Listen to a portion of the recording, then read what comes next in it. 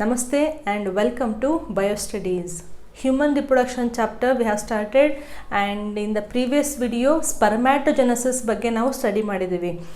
ಮೂರು important words discuss ಮಾಡಿದ್ದು ತುಂಬ ವೆರಿ ಇಂಪಾರ್ಟೆಂಟ್, ಕನ್ಫ್ಯೂಷನ್ ಇರಲೇಬಾರ್ದು. ಯಾವ್ಯಾವುದಾದ್ರು ಮೂರು word spermatogenesis, spermiogenesis and third one is spermiation. ಈ ಮೂರು ಪ್ರೊಸೆಸ್ ಎಲ್ಲಾಗ್ತವೆ, ಹೆಂಗಾಗ್ತವೆ ಅಂತ ಗೊತ್ತಿರಬೇಕು.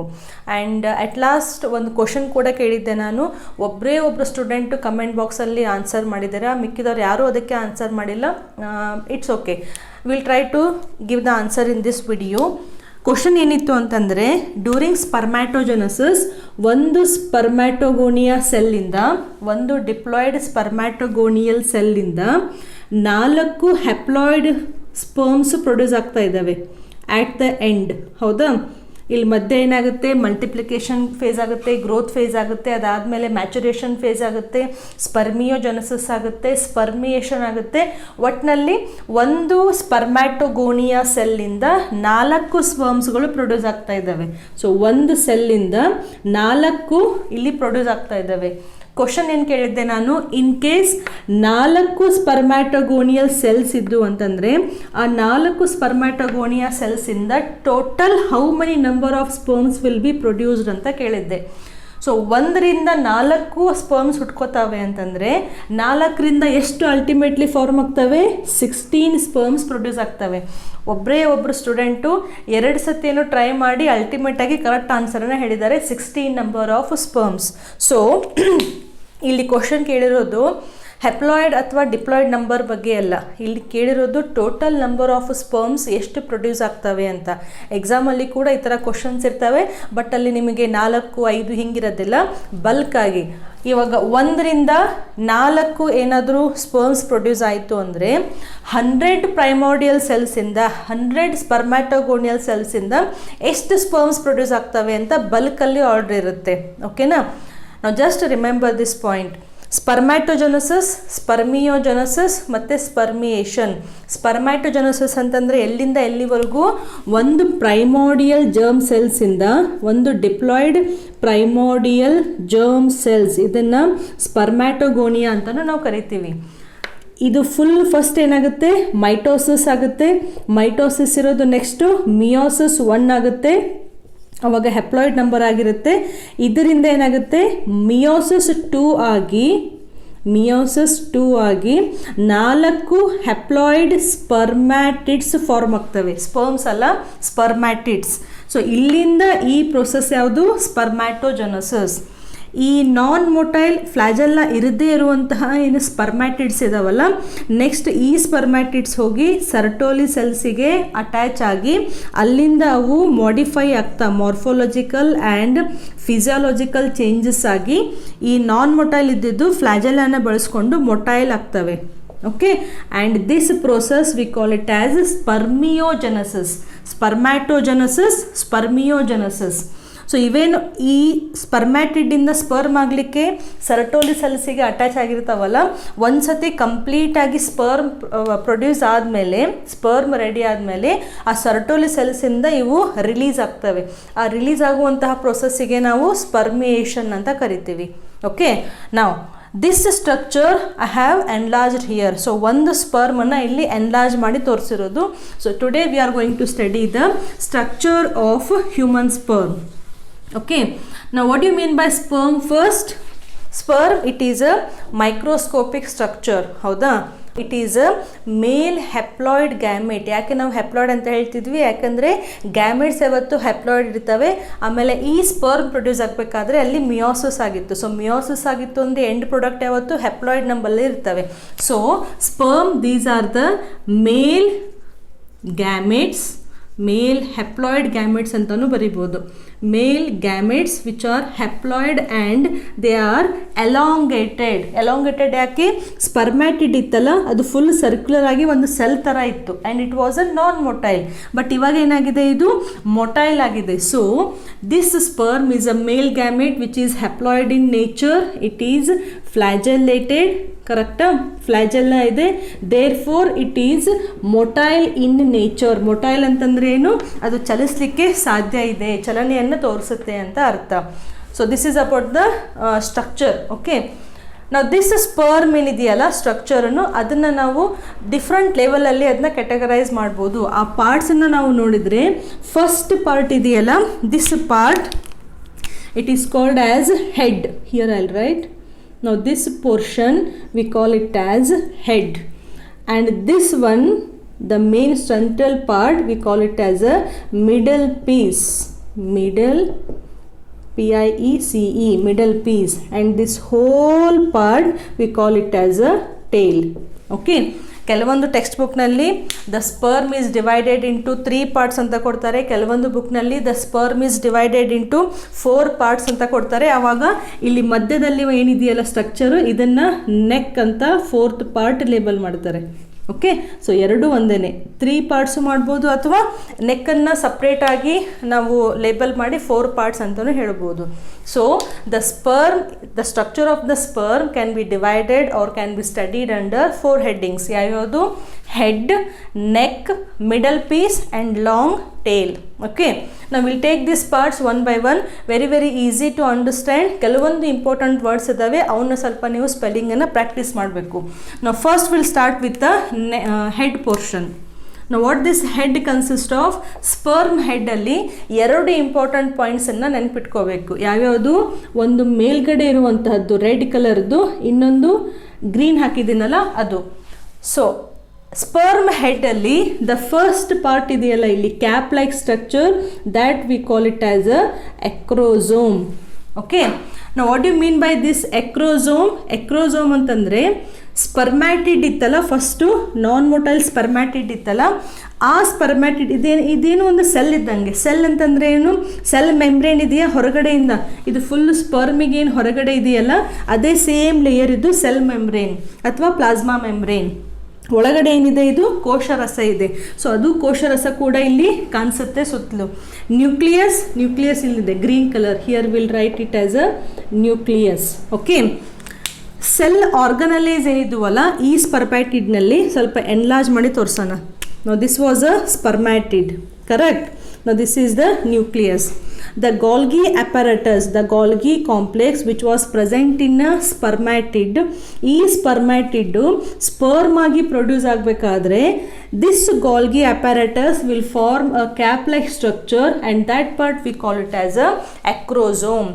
ಸಿ, ಈ ಸ್ಪರ್ಮ್ಯಾಟಿಡ್ ಸ್ಟ್ರಕ್ಚರನ್ನು ನಾವು ಸ್ವಲ್ಪ ಎನ್ಲಾರ್ಜ್ ಮಾಡಿ ನೋಡಿದರೆ ಇದರಲ್ಲಿ ಮೈಟೋಕಾಂಡ್ರಿಯಾನು ಇರ್ತಾವೆ, because it is A cell, animal cell. So ಇಲ್ಲಿ ಸೆಲ್ ಆರ್ಗನಲೈಸ್ ಇರ್ತವೆ.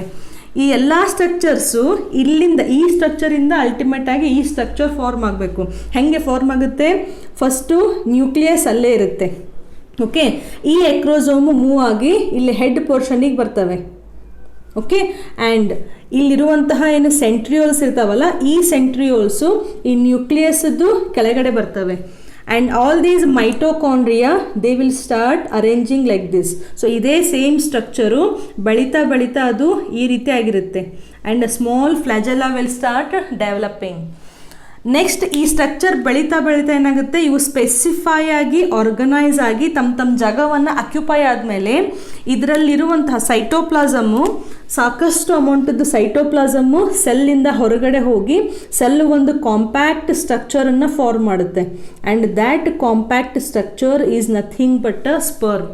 ಸೊ ಸ್ಪರ್ಮ್ಯಾಟಿಡ್ ಇರೋದು ಚೇಂಜಸ್ ಆಗ್ತಾ ಹೊರಗಡೆಯಿಂದನೂ ಚೇಂಜಸ್ ಆಗ್ತಾ ಇದೆ, ಅದ್ರ ಸೆಲ್ ಒಳಗಡೆಯಿಂದ ಫಿಸಿಯೋಲಾಜಿಕಲಿನೂ ಅದು ಚೇಂಜ್ ಆಗ್ತಾ ಇದೆ. And ultimately it will form a elongated structure called as sperm.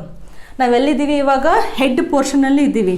So Golgi apparatus ಏನಿತ್ತಲ್ಲ ಸ್ಪರ್ಮ್ಯಾಟಿಡ್ನಲ್ಲಿ, ಆ ಗಾಲ್ಗಿ ಅಪ್ಯಾರಟಸ್ಸು ಚೇಂಜಸ್ ಮಾಡಿಫೈ ಆಗಿ ಅದು ಒಂದು ಕ್ಯಾಪ್ ಲೈಕ್ ಸ್ಟ್ರಕ್ಚರನ್ನು ಫಾರ್ಮ್ ಮಾಡುತ್ತೆ. ಆ ಕ್ಯಾಪ್ ಎಲ್ಲಿರುತ್ತೆ? ಹೆಡ್ ಪೋರ್ಷನ್ನಲ್ಲಿ 3/4 ಆಫ್ ದ ನ್ಯೂಕ್ಲಿಯಸ್ಸನ್ನು ಅದು ಮೇಲ್ಗಡೆ ಹಿಂಗೆ ಕ್ಯಾಪ್ ಥರ ಹೊಂದಿರುತ್ತೆ. So that part we call it as a acrosome. And what this acrosome consists of? The acrosome consists of many hydrolytic enzymes. Remember, hydrolytic enzymes. Okay, ಯಾಕೆ hydrolytic enzymes ಇದಾವೆ? Ultimately ಈ sperm ಏನು ಮಾಡಬೇಕು, ಒಂದು egg ಅಥವಾ ಓವಮನ್ನು ಇದು penetrate ಮಾಡಿ ಒಳಗಡೆ ಹೋಗಿ ಅಲ್ಲಿರುವಂತಹ ನ್ಯೂಕ್ಲಿಯಸ್ ಜೊತೆ ಅದು ಜಾಯಿನ್ ಆಗಿ ಫಲೀಕರಣ ಆಗಿ ಝೈಗೋಟನ್ನು ಫಾರ್ಮ್ ಮಾಡಬೇಕು. ಸೊ ಇದು ಎಗ್ಗನ್ನು ಹೀಗೆ ಪೆನೆಟ್ರೇಟ್ ಮಾಡಬೇಕಾದ್ರೆ ಈ ಎಗ್ಗದೇನು ಲೇಯರ್ಸ್ ಇರ್ತಾವಲ್ಲ, ಸ್ಟ್ರಾಂಗ್ ಲೇಯರ್ಸು, ಆ ಲೇಯರ್ಸನ್ನೆಲ್ಲ ಕಟ್ ಮಾಡ್ಕೋತಾ ಇದು ಸ್ಪರ್ಮ್ ಒಳಗಡೆ ಹೋಗಬೇಕು. ಸೊ ಅದೇನು ಬ್ರೇಕಿಂಗ್ ಇದೆಯಲ್ಲ ಲೇಯರ್ಸದ್ದು, ಆ ಕೆಲಸವನ್ನು ಯಾರು ಮಾಡ್ತಾರೆ? ಹೈಡ್ರೋಲೈಟಿಕ್ ಎನ್ಸೈಮ್ಸ್ ಮಾಡ್ತಾರೆ. ಹೈಡ್ರೋಲೈಟಿಕ್ ಎನ್ಸೈಮ್ಸ್ ಕೆಲವೊಂದು ಎಕ್ಸಾಂಪಲ್ ಹ್ಯಾಲುರೋನಿಡೇಸ್ ಅನ್ನುವಂತಹ ಒಂದು ಎನ್ಸೈಮ್ ಇದೆ, that comes under again acrosome. Corona radiating enzymes ಇದ್ದಾವೆ, ಅವು ಕೂಡ ಎಲ್ಲಿರ್ತವೆ? ಅಕ್ರೋಸೋಮಲ್ಲಿ ಇರ್ತವೆ. ಈ ಎಲ್ಲ ಎನ್ಸೈಮ್ಸನ್ನು ನಾವು ಫರ್ಟಿಲೈಸೇಷನ್ ವಿಡಿಯೋದಲ್ಲಿ ಕಲಿಯೋಣ. ಸದ್ಯಕ್ಕೆ ನೆನ್ಪಿಟ್ಕೋಬೇಕು ನೀವು, acrosome it is nothing but a modified Golgi apparatus and it consists of many hydrolytic enzymes which helps during fertilization. ಇಷ್ಟು ಗೊತ್ತಾಯ್ತಾ? Next one is about the nucleus. Now what you have to remember about the nucleus here? No doubt it consists of a genetic material and that is always haploid. Okay, this nucleus it consists of paternal chromosome. Remember this word, paternal chromosome. What do you mean by this paternal chromosome? Paternal and maternal. Maternal ಅಂತಂದರೆ ಮದರಿಂದ ಬಂದಿರುವಂತಹ chromosomes, paternal ಅಂತಂದರೆ ಫಾದರಿಂದ ಬಂದಿರುವಂತಹ chromosome. So ultimately sperms ಅಲ್ಲಿ produce ಆಗ್ತಾ ಇದ್ದಾವೆ male ಬಾಡಿನಲ್ಲಿ. ಸೊ ಈ ಸ್ಪರ್ಮು ಎಗ್ ಜೊತೆ ಫ್ಯೂಸ್ ಆದಾಗ ಝೈಗೋಟ್ ಫಾರ್ಮ್ ಆಗುತ್ತಲ್ಲ, so this part of chromosome ಏನಿದೆಯಲ್ಲ, ಇದು ಯಾರಿಂದ ಬರ್ತಾ ಇದೆ? ಫಾದರಿಂದ ಬರ್ತಾ ಇದೆ. So here what we have to mention, this nucleus it is haploid in nature and it consist of paternal chromosome. Father ಬಾಡಿಯಿಂದ ಬಂದಿರುವಂತಹ ಕ್ರೋಮೋಸೋಮ್ಸ್ಗಳನ್ನು ಇವು ಹೊಂದಿರ್ತವೆ. So this is about the head portion. ಹೊರಗಡೆಯಿಂದೇನಿದೆ? Thin layer of cytoplasm. ಇದು cytoplasm thin layer ಆಗಿ ಹೊರಗಡೆ ಇರುತ್ತೆ. Next coming to the small portion that we call it as a neck. So neck ರೀಜನ್ನಲ್ಲಿ, where is the neck situated? It is present in between the head and the middle piece. So head portion addu last part idiyalla, the posterior part of the head we call it as a neck.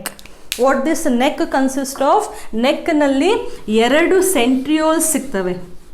Okay, now what are these centrioles? The centrioles, two centrioles we have. First one is proximal centriole, proximal PROXIMAL,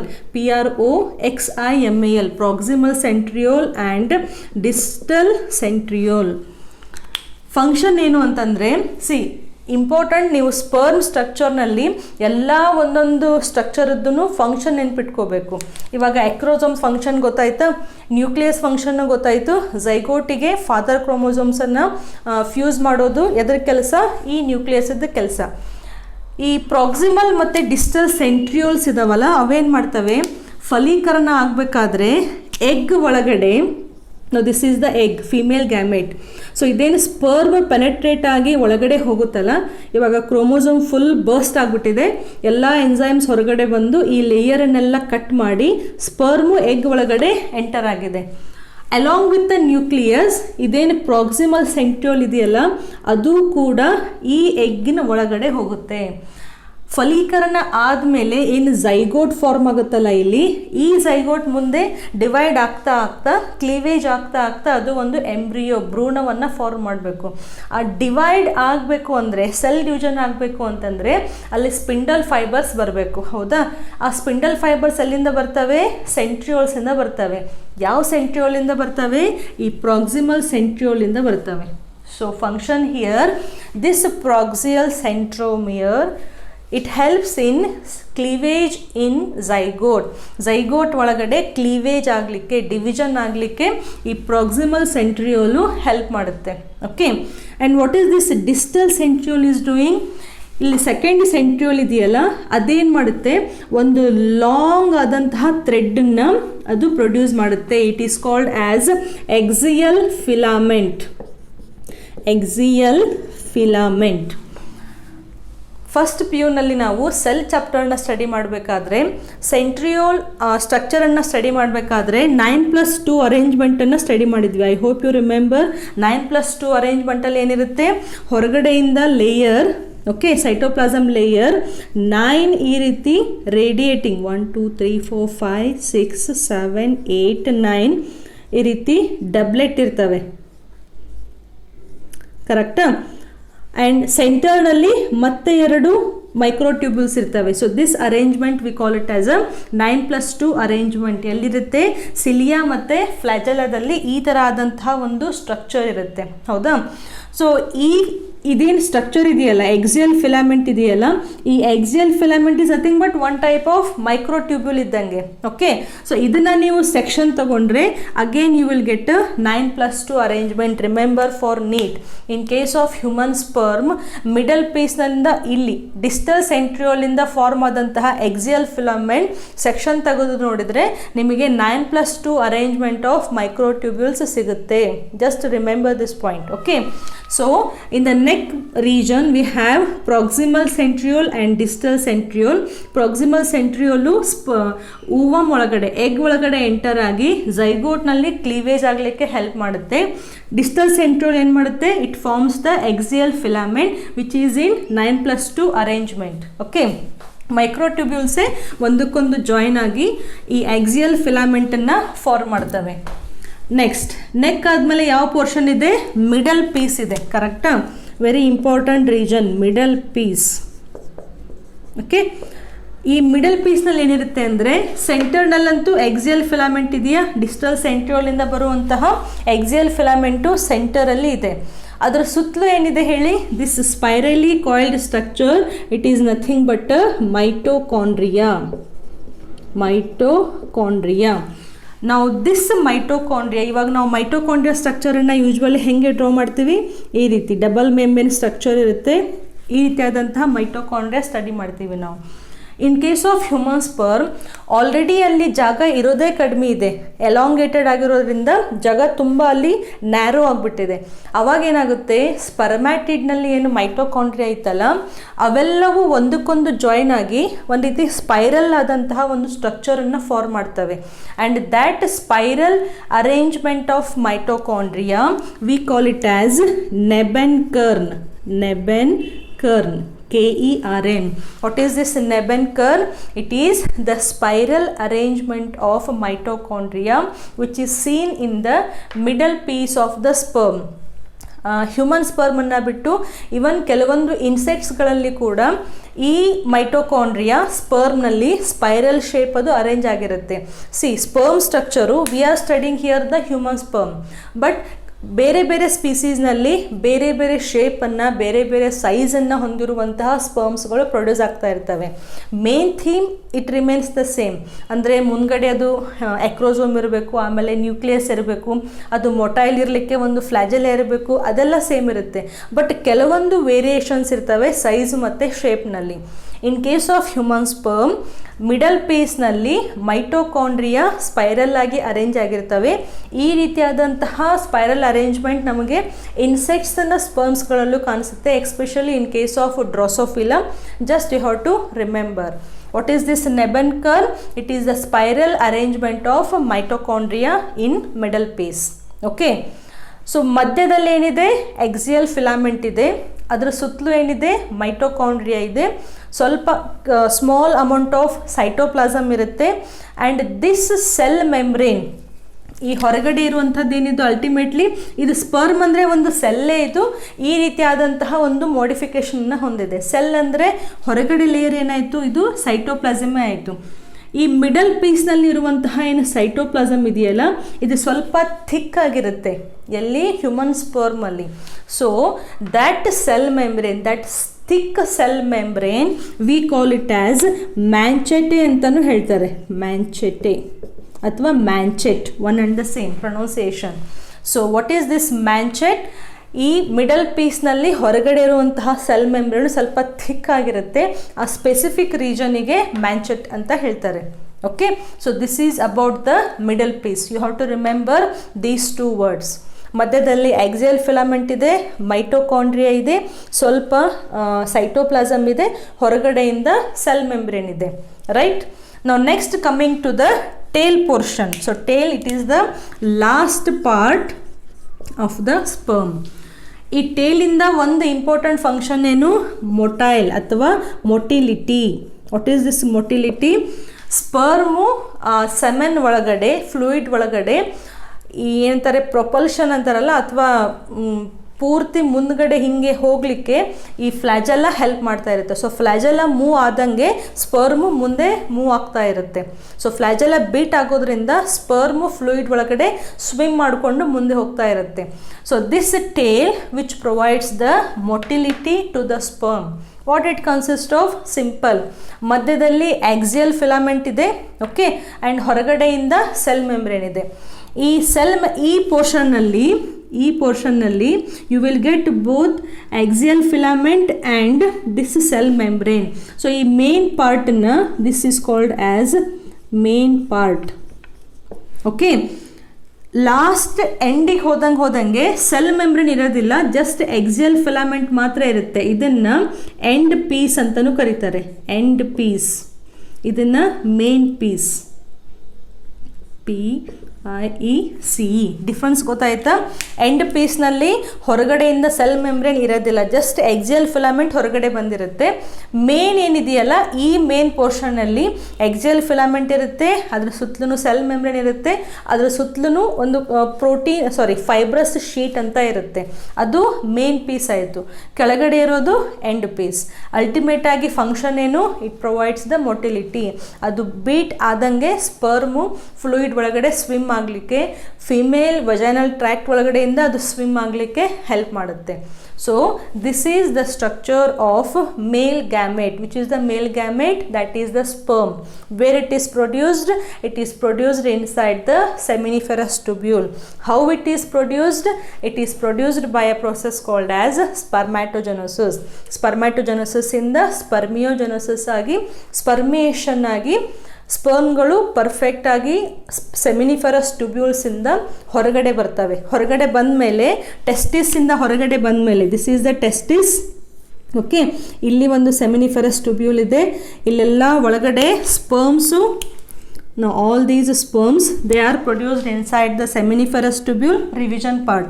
Seminiferous tubules ಇಂದ ರೀಟೇ ಟೆಸ್ಟಿಸಿಗೆ ಬರ್ತವೆ, ಅಲ್ಲಿಂದ ವ್ಯಾಸಾ ಎಫ್ರೆನ್ಷಿಯಾಗಿ ಬರ್ತವೆ, then ಎಪಿಡಿಡಮಸ್. Okay, ಎಪಿಡಿಡಮಸ್ಸಿಂದ ವ್ಯಾಸಾ difference, ಆಮೇಲೆ full ಮೇಲ್ಗಡೆ it will start ascending. ಮೇಲ್ಗಡೆ abdominal ಕ್ಯಾವಿಟಿನಲ್ಲಿ ಹೋಗಿ urinary ಬ್ಲ್ಯಾಡರ್ಗೆ full loop ಆಗಿ ಹಿಂದ್ಗಡೆಯಿಂದ they will receive ಸಮೈನಲ್ vesicle ಅನ್ನುವಂತಹ ಗ್ಲ್ಯಾಂಡ್ ಜೊತೆ ಸೇರಿ ಇಲ್ಲಿ ಇಜಾಕ್ಯುಲೇಟರಿ ಡಕ್ಟ್ ಆಗಿತ್ತು. ಹೌದಾ? ಸೊ ಈ ಸ್ಪರ್ಮ್ಸ್ಗಳು ಈ ಟ್ರ್ಯಾಕ್ಟ್ ಒಳಗಡೆನೆ, ಈ ಡಕ್ಟ್ ಒಳಗಡೆನೆ ಮೂವ್ ಆಗ್ತಾ then they will come here, they will enter the urinary bladder ಮುಂದ್ಗಡೆ ಪೆನ್ನಿಸಿಗೆ ಅದು ಓಪನ್ ಆಗಿರುತ್ತೆ with the help of urethra. So sperms ಇಲ್ಲಿಂದ ಬ್ಲ್ಯಾಡರಿಗೆ ಬಂದು, ಬ್ಲ್ಯಾಡರಿಂದ ಡ್ಯೂರಿಂಗ್ ಸೆಕ್ಷುವಲ್ ಇಂಟರ್ಕೋರ್ಸ್ ಈ ಯುರೆಥ್ರಾ ಮೂಲಕ ಪೆನೀಸಿಗೆ ಬಂದು, ಪೆನೀಸಿಂದ ಇದು ಹೊರಗಡೆ ಬರುತ್ತೆ and it will be liberated in to the female genital tract, that is vagina. Okay, so during sexual intercourse, now whatever the semen is liberated from this male reproductive system, nearly 3 to 4 ml of semen is liberated during each coitus. Coitus andre enu sexual intercourse, mating, athwa when the male and female will come together during sexual intercourse, the penis is inserted into the female genital tract, and during the sexual intercourse the male will release semen. What is this semen? Last class alli helittu, what is this semen? Semen is nothing but the sperm plus seminal plasma. Okay, what is this seminal plasma? Sperm ಅಂತೂ ಗೊತ್ತಾಯಿತು, seminiferous ಟ್ಯೂಬ್ಯೂಲ್ಸಿಂದ form ಆಗಿರುವಂತಹ sperms. What is this seminal plasma? It is nothing but a white colour viscus alkaline fluid. ಈ fluid ಎಲ್ಲಿಂದ ಬಂತು? ಇಲ್ಲಿರುವಂತಹ ಸಮೈನಲ್ ವೆಸಿಕಲ್ಸಿಂದ, ಪ್ರೋಸ್ಟ್ರೇಟ್ ಗ್ಲ್ಯಾಂಡಿಂದ, coppers ಗ್ಲ್ಯಾಂಡಿಂದ ಬರುವಂತಹ ಒಂದು liquid ಅದು. ಸೊ ಆ ಲಿಕ್ವಿಡ್ನಲ್ಲಿ ಸ್ಪರ್ಮ್ಸ್ ಇರ್ತವೆ. ಇವೆರಡನ್ನು ಸೇರಿ ನಾವು ಸೆಮನ್ ಅಂತ ಹೇಳ್ತೀವಿ. And during sexual intercourse this semen is liberated. And 3 to 4 ml of ಸೆಮನನ್ನು ತಗೊಂಡ್ರೆ it nearly consist of 300 to 400 sperms. 400 million sperms. So just imagine the structure ಎಷ್ಟು ಚಿಕ್ಕದಾಗಿರ್ಬೋದು ಅಂತ. ಸೊ ಒಂದು 3 to 4 ml of semen during sexual ಇಂಟರ್ಕೋರ್ಸಲ್ಲಿ release ಆದಾಗ ಈ ಸೆಮೆನ್ನಲ್ಲಿ 300 to 400 million sperms ಇರ್ತವೆ ಈ ಫ್ಲೂಯಿಡ್ ಒಳಗಡೆ. ಓಕೆ, ಈ ಟೋಟಲ್ ನಂಬರ್ ಆಫ್ ಸ್ಪರ್ಮ್ಸ್ನಲ್ಲಿ ನಿಯರ್ಲಿ 60% ಆಫ್ ದ ಸ್ಪರ್ಮ್ಸ್ ಏನಿರ್ತವೆ ಪೂರ್ತಿಯಾಗಿ ಡೆವಲಪ್ ಆಗಿ they will have a perfect size and shape. Okay, about 40% of the sperms which are present in the semen, they are very active. So 40% of the sperms minimum active ಇರಬೇಕು ಎಲ್ಲಿ? ಸೆಮೆನ್ನಲ್ಲಿ. Then only they can travel or they can swim in the female genital tract. ಅವು next fallopian ಟ್ಯೂಬ್ವರೆಗೂ ಹೋಗಿ swim ಮಾಡಿ ಅಲ್ಲಿರುವಂತಹ egg ಜೊತೆ ಅವು ಫಲೀಕರಣವನ್ನು ಮಾಡ್ತವೆ. ಅದನ್ನು ನಾವು ಕಮಿಂಗ್ ವಿಡಿಯೋಸ್ದಲ್ಲಿ ಸ್ಟಡಿ ಮಾಡ್ತೀವಿ. ಗೊತ್ತಾಯ್ತಾ ಈ part? So this is all about the male gamete, that is sperm. ಎಲ್ಲಿರ್ತವೆ ಇವು? ಅಲ್ಟಿಮೇಟ್ ಆಗಿ ಸೆಮೆನ್ ಮೂಲಕ ಫಿಮೇಲ್ ಬಾಡಿ ಒಳಗಡೆ ಎಂಟರ್ ಮಾಡ್ತವೆ. ಸೊ ಈ ಸೀರೀಸ್ನಲ್ಲಿ ನಾವು ಈ 3-4 ವಿಡಿಯೋದಲ್ಲಿ we have completed everything about the male reproductive structure ಹೆಂಗಿರುತ್ತೆ, ಟೆಸ್ಟಿಸ್ ಹೆಂಗಿರುತ್ತೆ, ಸ್ಪರ್ಮ್ಯಾಟೋಜೆನೆಸಿಸ್ ಹೆಂಗಾಗುತ್ತೆ ಮತ್ತು ಸ್ಪರ್ಮ್ ಹೆಂಗಾಗುತ್ತೆ. ಇದೇ ಸೇಮ್ ಕಾನ್ಸೆಪ್ಟನ್ನು ನಾವು ಇವಾಗ ಫಿಮೇಲ್ ರಿಪ್ರೊಡಕ್ಟಿವ್ ಸಿಸ್ಟಮ್ಗೆ ಅಪ್ಲೈ ಮಾಡೋಣ. So in the next video first we will take female reproductive system. ಅದಾದಮೇಲೆ ಯಾವ್ಯಾವ ಸಿಸ್ಟಮ್ನಲ್ಲಿ ಯಾವ್ಯಾವ ಪಾರ್ಟ್ ಇದ್ದಾವೆ ಅಂತ ನಾವು ಸ್ಟಡಿ ಮಾಡೋಣ. Then we have to study the ovary. ಇಲ್ಲಿ ಟೆಸ್ಟಿಸ್ ಸ್ಟಡಿ ಮಾಡಿದ್ವಾ, ನೆಕ್ಸ್ಟ್ ನಾವು ಓವರಿ ಸ್ಟಡಿ ಮಾಡಬೇಕು. ಅದಾದಮೇಲೆ ಇಲ್ಲಿ ನಾವು ಸ್ಟಡಿ ಮಾಡಬೇಕಾದ್ರೆ ಸ್ಪರ್ಮ್ಯಾಟೋಜೆನೆಸಿಸ್ ಸ್ಟಡಿ ಮಾಡಿದ್ವಿ, ಇವಾಗ oogenesis ಸ್ಟಡಿ ಮಾಡಬೇಕು. ಇಲ್ಲಿ structure of sperm male gamete study ಮಾಡಿದ್ವಿ, ನೆಕ್ಸ್ಟ್ನಲ್ಲಿ ನಾವು ಸ್ಟ್ರಕ್ಚರ್ ಆಫ್ ಫೀಮೇಲ್ ಗ್ಯಾಮೆಟ್ ಅಂದರೆ ಎಗ್ ಅಥವಾ ಓಮನ್ನು ಸ್ಟಡಿ ಮಾಡಬೇಕು. So in the next video onwards we will start with the female reproductive structure. ಇದೆಲ್ಲ ಕಾನ್ಸೆಪ್ಟ್ಸು ಮತ್ತು ವರ್ಡ್ಸ್ ಒಂದ್ಸತಿ ನೀವು ರಿವಿಷನ್ ಮಾಡ್ಕೊಳ್ಳಿ. ಡಿಸ್ಕ್ರಿಪ್ಷನ್ ಬಾಕ್ಸ್ನಲ್ಲಿ ನೋಟ್ಸ್ ಇದೆ, ಒಂದ್ಸತಿ ಜಸ್ಟ್ ರೆಫರ್ ಮಾಡಿ. So will meet again in the next video.